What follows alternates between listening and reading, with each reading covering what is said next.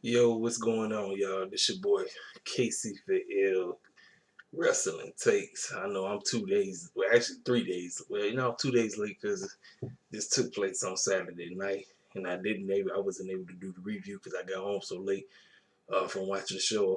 I went over my man Ace's house to watch the pay-per-view, and I wanted to give my honest review about this pay-per-view. Now, I haven't watched Impact since Slammiversary. I seen that one Slammer. I seen the one Impact after Slammiversary, but after that, I just wasn't able to keep up with it because we don't actually have the actual channel to come on.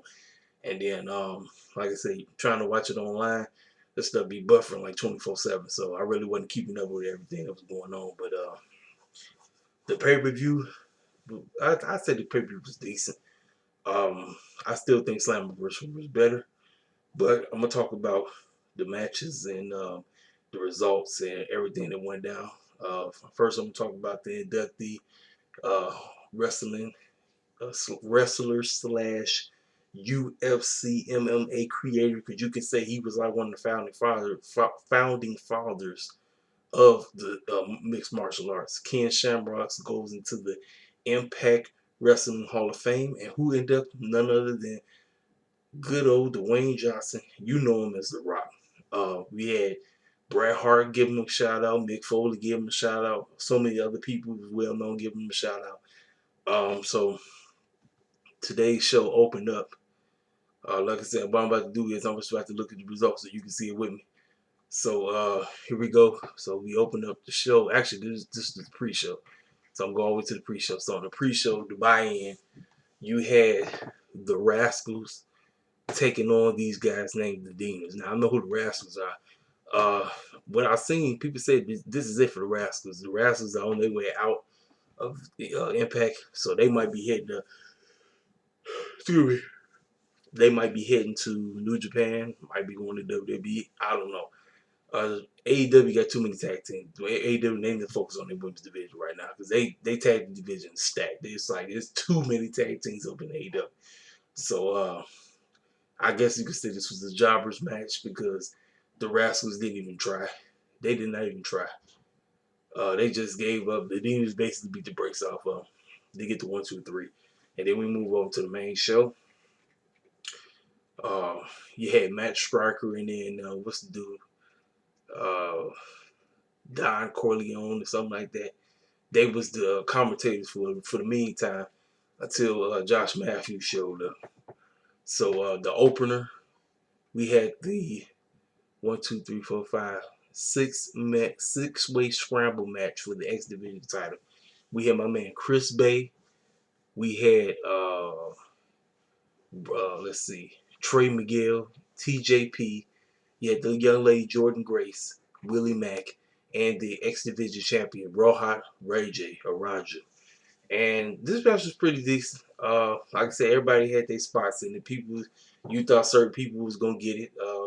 Jordan Grace being the one female in the match, you thought she probably had an opportunity to win it because she is the only lady in the match. But she had a couple of spots, and my dude Chris Bay was basically outdoing everybody like he always does. Willie Mack doing what he do.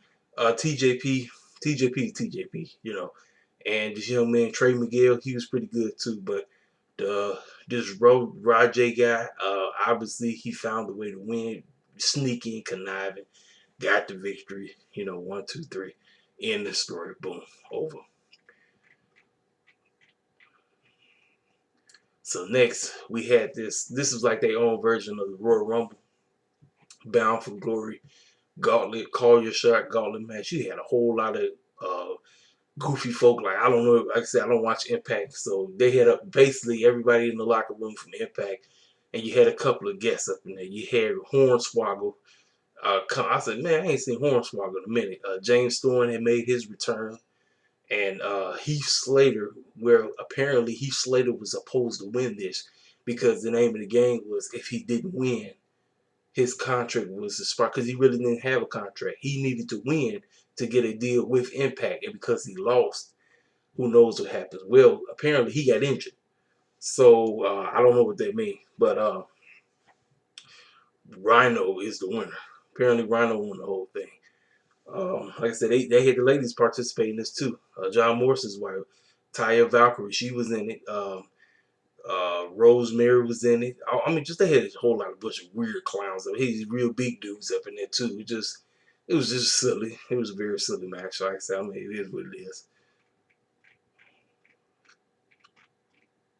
So next, we get to the cinematic match, EC3 versus Moose. So the storyline about this match was EC3 came back and he pretty much was trying to, I guess, awaken Moose and tell him that that title that he has, because he's still running around with the TNA World Heavyweight Championship or something like that. He's still running around with the Impact Championship, and they said that belt don't exist no more. So basically, was if EC3 won, the title didn't exist no more. But if Moose won, he get to keep his title. Well, I actually thought this was a pretty decent cinematic match. I know some people weren't feeling like I personally like. I don't know where they. I'm not a fan of Moose. I'm not. I know people. Some people are like, oh wait a minute, ain't you black? I'm plus. I told y'all, look, just because Cass is black, don't make me automatically be a fan of him. For me to like you, I told you, you got to be all around good. You got to be good on the mic. You got to be good in the ring. You got to have chemistry. You got to get me to care about your masters. And at first, like when I was looking at it back then, you know, I kind of was getting into them, but they just kept making them look stupid. And then after a while, I was like, you know, I passed some moves. But this match was pretty decent. I like the whole cinematic thing. They went to, like I said, an undisclosed location.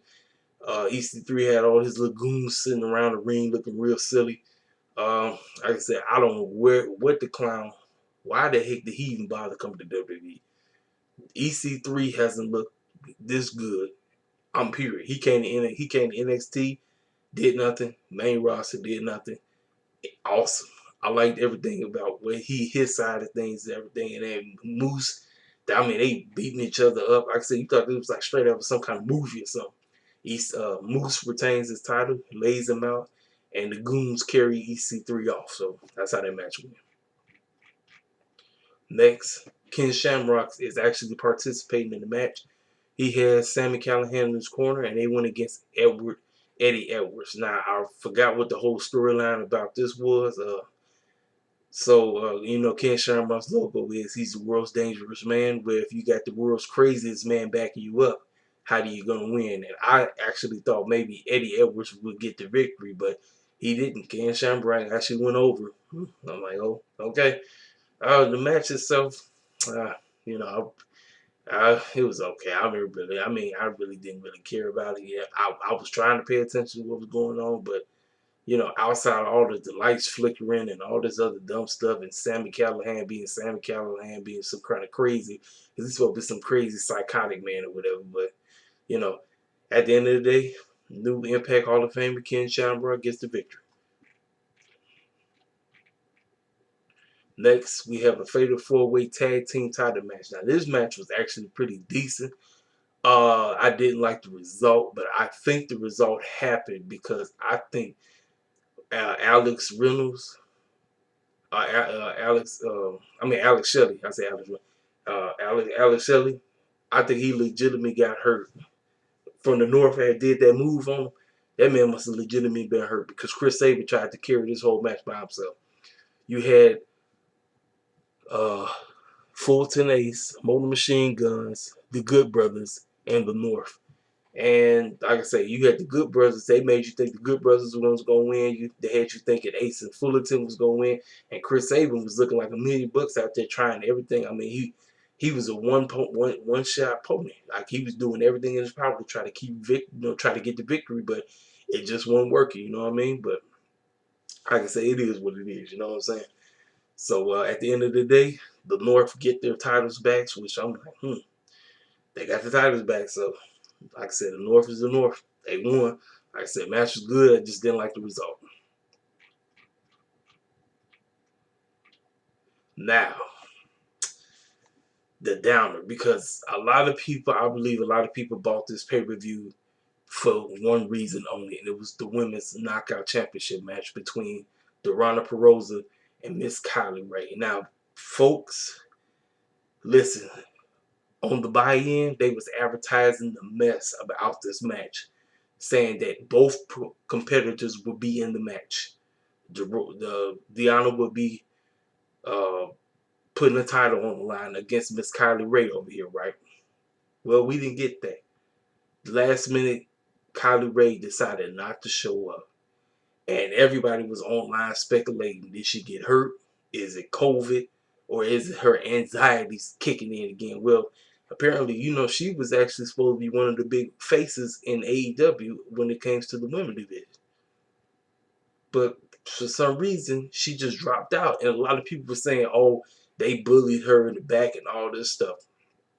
But apparently this girl, she struggles with anxiety, a fear of having the big, like being in the big moments or something. I don't know. So she didn't show up. So who took her place? Su Yung, aka the wife of the main event coming up. She's the wife to the husband of, to Rick Swan, who's in the main event. I'll be talking about a little bit later. She comes out there, and I'm thinking like, okay, Deanna got this on lock. Title's not gonna change. You know what I'm saying?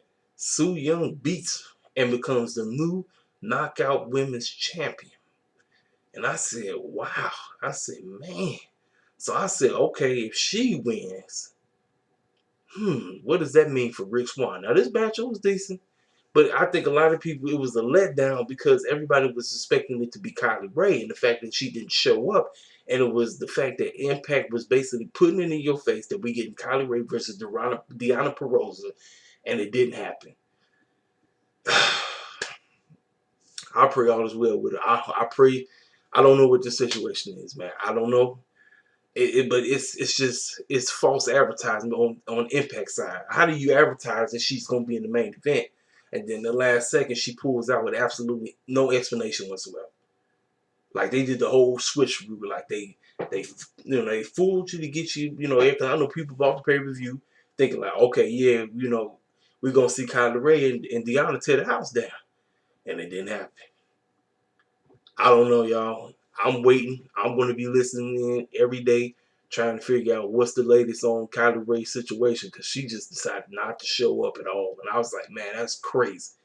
That is insane. But Su Yung is your new Impact Knockouts Women's Champion. Congratulations to her. And now, the main event.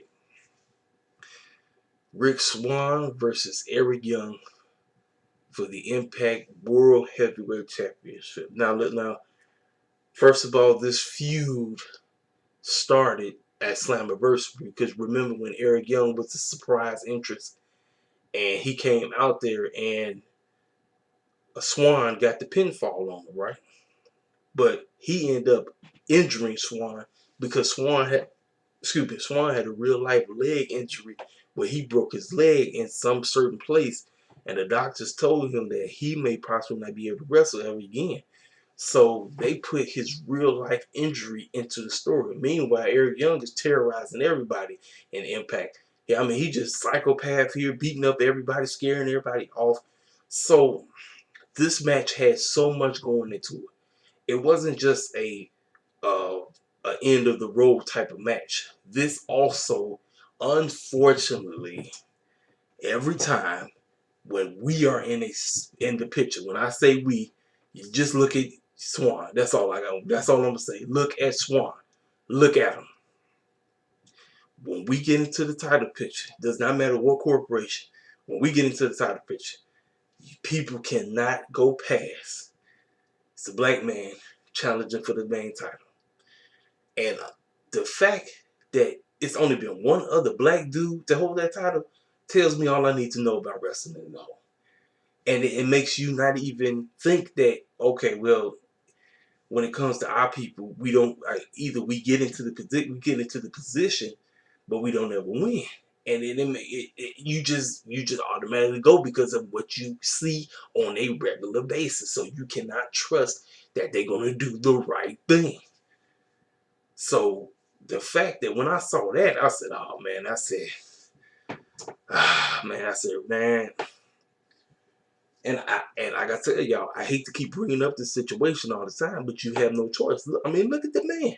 I don't know if y'all can see it based on how my camera is, but just look. When we get into this predicament or we get into this position, it's unfortunate, but this is just how it is. I mean, I don't want to keep bringing this stuff up, but you have no choice because this is how we're viewed. When people clown, when clowns say, "Oh, quote unquote this and quote unquote that," and all this nonsense, man, y'all can kick rocks. Y'all know what's up. This has been going on in the wrestling business for a long time. Race has always been at the forefront. It does not matter what corporation it is. It always been at the forefront. We can't just be wrestling fans. No, colors, somebody's skin tone is always at the forefront when we're involved. Why? Because of how our characters are booked. We're either shucking and jiving all the time. So anytime somebody see us, they automatically just throw us in the mid card, or you're the clown, you're the tag team, you're like tag team being a clown, mid card title. That's the highest you can go. That's the highest your ceiling is. They don't look at you as a main eventer because they figure black people shouldn't be in the main event scene. And so the fact that he was in this and the story was based off of a real life injury, that if uh, this injury was so much of a serious injury that his career could be over. So it was like they put this real life injury into the storyline. And then you wanted to see him become the second black man to hold the Impact Championship. It's like you wanted to see it. Now, I know there's a whole lot of white supremacist wrestling fans that don't care nothing about us. They hate us. They don't even never want us to be talking about this. They always say, "Why you guys bring racism into it?" But then every time when we get into this predicament, they always say, "Ah, you don't belong in there." They say it all the time, and then they never say, "Well, we didn't say nothing." No, you know what y'all say. They say it's over. It's the same thing. And guess what? Rick Swan got it done. He pulled it off, and the rest of the babyface wrestlers came out. They put him on their show on this. They put him on their shoulders, and they were celebrating and cheering. I said this was their WrestleMania 19 moment. You remember what happened at WrestleMania 19 with Kofi Kingston? This was their WrestleMania 19 moment because Bound for Glory is their WrestleMania. That's Impact's WrestleMania, and the fact that he got it done, congratulations to him. Congratulations to the couple. Su Young, she won her title. He won his title. Husband and wife walked out with the championships. Like I said, so overall, I gave this show a 7 out of 10. I still think Slammiversary was a better pay-per-view, but I'm happy for Swan. I'm happy for Su Young and them. But I'm going to be praying for Kylie Ray, man, because I don't know what the situation is. I don't know if it was COVID. I don't know if it was an injury. I don't know if it was the anxieties, because she just automatically just, like, when she gets into this predicament, it's like she chickens out. And I'm like, girl, you're such a good wrestler. Because I didn't think the girl was a good wrestler. I'm honest. I just thought she was just smiles and giggles. This young lady can actually go. She can go. And the fact that she chickened out, that's why a lot of people was let down. They was like, oh, man, because so for some people, that was the only reason why they bought the pay-per-view. They didn't care less about this match. They didn't even care. And speaking of people not caring, you should have seen on the comment section on Twitter, you seen all these white supremacists up in that talk. They was in their feelings, talking about this dude, he's not a champion. Why did Impact do this? I'm not watching Impact ever again. I say every time, I'm telling you, anytime, it does not matter what the promotion is. But I'm like, look, you cry me a river. Y'all can be mad all you want. Black man is the Impact champion. You know, love it or leave it. That's all I gotta say. But anyway, man, so like overall, that's my review for Impact Wrestling's Bound for Glory 2020. What y'all think if y'all watched it? I don't know if a lot of people was able to tune in, but like I said, if you did, let me know what you think. This your boy, KC for L Wrestling the Tanks. I'm out.